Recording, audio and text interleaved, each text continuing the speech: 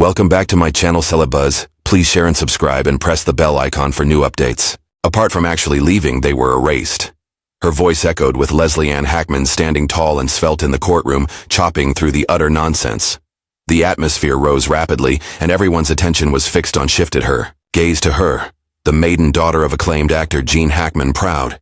Yet her fist quivered ever so little, as though buckling up for an unseen force. No, she wasn't here to grieve. Her character was this place in order to discover the reality that laid to rest. The Betsy of her fathers, when Arakawa died, it was not the peaceful the last moments of dying stars. They played a role of a story with hidden plot points. That which passed over? One who had yanked Thito Berry, a legendary figure? How come in Leslie's gaze, could she perceive anything beyond loss? A item that appeared to befear? A legacy continued beyond this. The storm was just getting started. For Leslie had mentioned her father for many years, invincible power, a guy who had removed themselves from the spotlight, but never ceased to be as perceptive. He gave me a call. Her story was told to a news, her grin inviting as share reminiscence, recalling previous screenplays in his mind he wished to rewrite. Bother in the Santa Fe courtroom at this very moment, certain phrases started to break. Phone no similar calls were found in the records. Complete absence over the oath she had taken was solid as rock. During the past half of Gene Hackman seems to have disappeared from the life of his own daughter. Do you think Leslie lied to protect his reputation? Or had he cut ties with her through an invisible power? Hackman Gene and living a life of seclusion was Betsy Arakawa's choice. Upon his departure from Hollywood, he established a distant dwelling in the desert of New Mexico. It was meant to bring a serene conclusion to a tale of love that will endure, yet murmurs from adjacent properties depicted a distinct visual representation. There were times when I witnessed peculiar, pulsating lights emanating from their family home. A concerned citizen informed authorities' quivering voice, as if someone were emitting a signal. Why and to whom, though?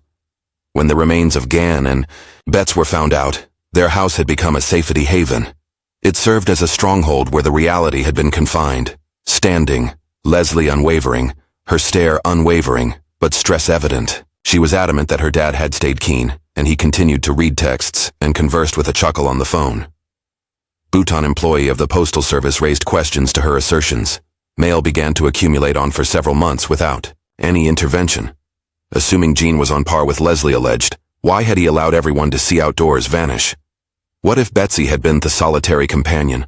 For what reason had she was nowhere to be seen until both were discovered dead? Most significant, there was an air of uncertainty. Was Leslie actually have zero clue? Perhaps she was trying to cover up a mystery that not even she dared to face? The access to the last months of Gene Hackman's life didn't merely close. It was secured using antibody could locate the key. When officials from the police investigated the residence and discovered an icy sensation. One little wooden crate concealed under the bed, which is brimming with pieces of paper adorned with trembling handwriting. Somebody wrote, "They are coming. Read." As if handwritten, the letters were uneven, in terror, asking, who was going to come? Plus, what are the reasons why this man, Gene, had endured the worst parts in films? They leave behind signs of terror. Leslie locked eyes with the notes while they were shown on a courtroom screen display. Her countenance dulled. She said in a low voice, "I'm not interested and I'm aware. My word, I am clueless." Nevertheless, the look in her eyes conveyed an alternative account, a tale that she may be too scared to say anything. The further inquiry was required. Throughout the bowels of the cellar, investigators uncovered a vintage cassette tape player reduced to a staticky state with hardly audible, speechless noises. This is a forensic audio specialist subsequently verified a recurrent low voice. Put your trust in no one. What did Betsy say?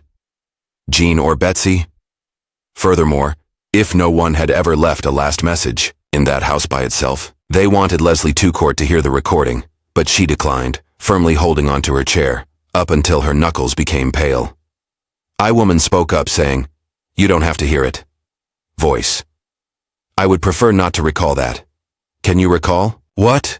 Hidden away in her memory or the hard reality that she was afraid to confront. Later on, after Gene and Betsy's passing away, locals started relating peculiar details that they had before Bean rather than bring it up.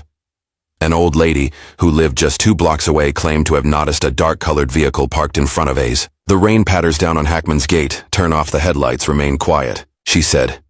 It remained there for hours. spoke with a voice that belied her years. Vision impaired. After then, it vanished prior to first light. It was completely invisible to everyone around. Vehicle and the closest surveillance camera, that need to have documented all that transpired, for some reason went dark that night. Who had shown up? What if they were unwilling to show up? Why not just leave a nebulous trail, like while posing a debate? As a result, Betsy Arakawa, the darkness that never leaves accompanying Jean, who mysteriously abandoned Heron.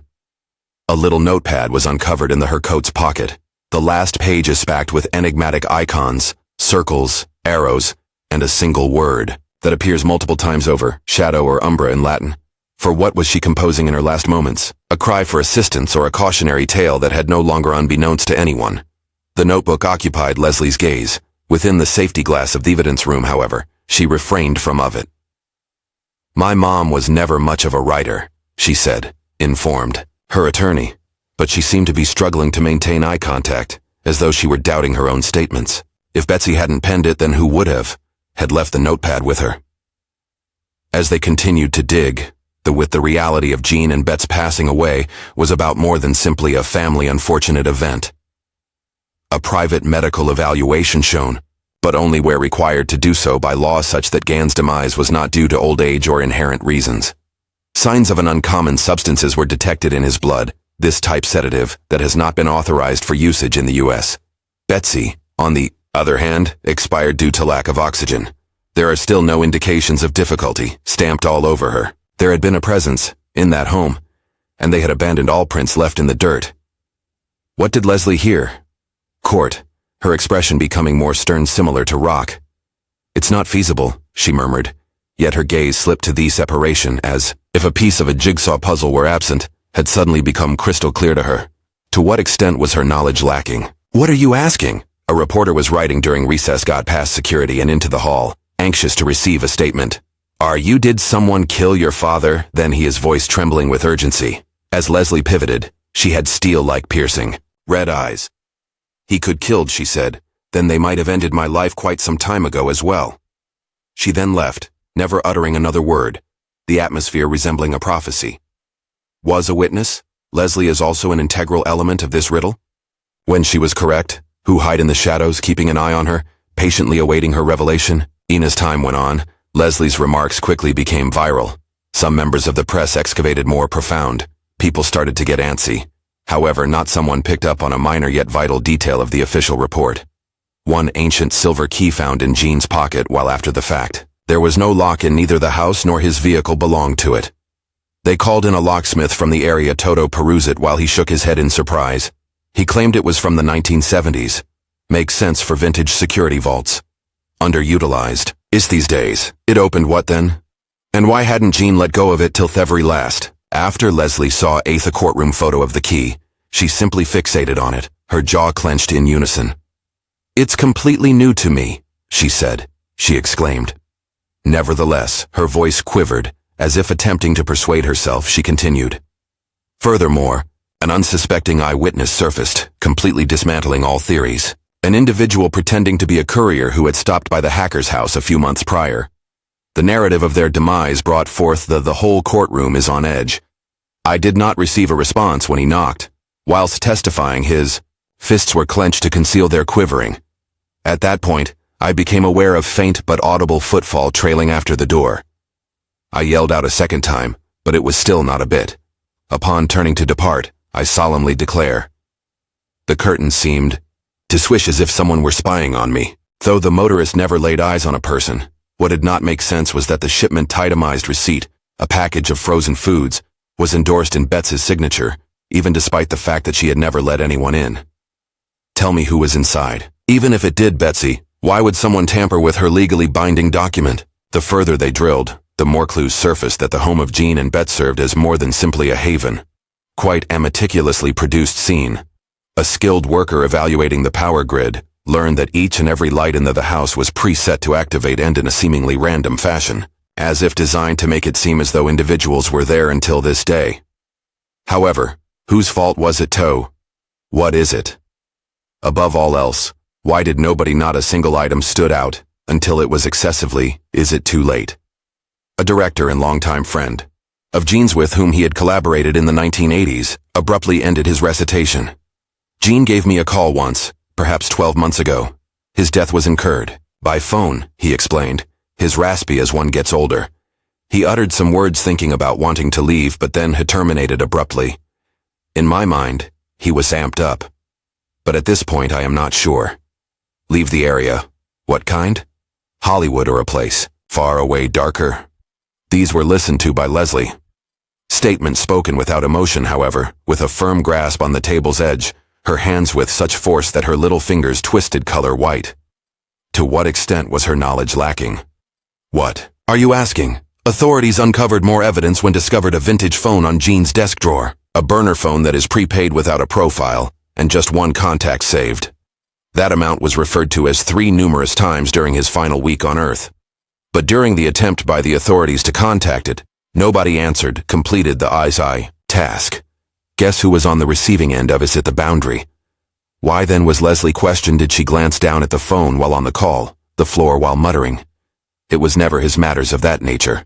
At no point. Nevertheless, the look in her eyes deceived her, as though she had witnessed it. Someone who has heard it ring an air collection she preferred not to revisit.